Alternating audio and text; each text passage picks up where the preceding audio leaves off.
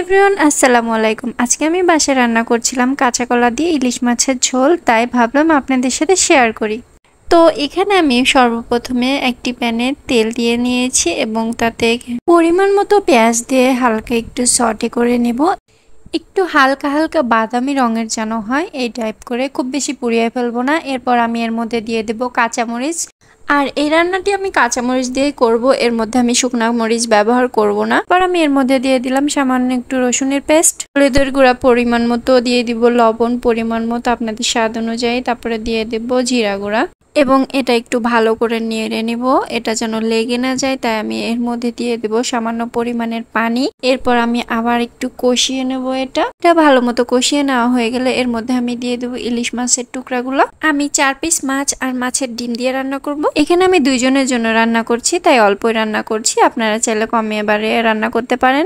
এক পাশটা হালকা একটু হয়ে আসলে এরপর আমি এই পাশটা উল্টে দিব। সবগুলো মাছ উল্টানো হয়ে গেলে এটা কিছুক্ষণের জন্য ঢেকে রাখবো।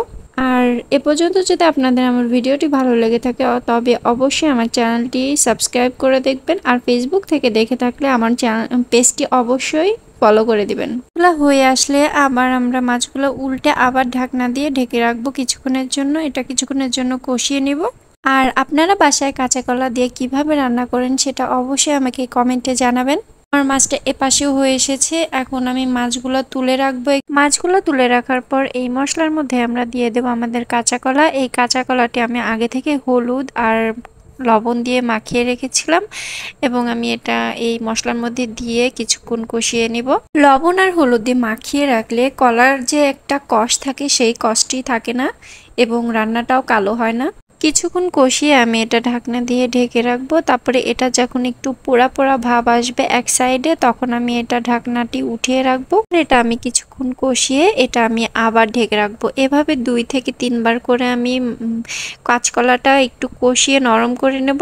এখন আমি লাস্ট ঢাকনাটি তুলে দেখব এই কাঁচা কলাগুলা সেদ্ধ হয়েছে কিনা।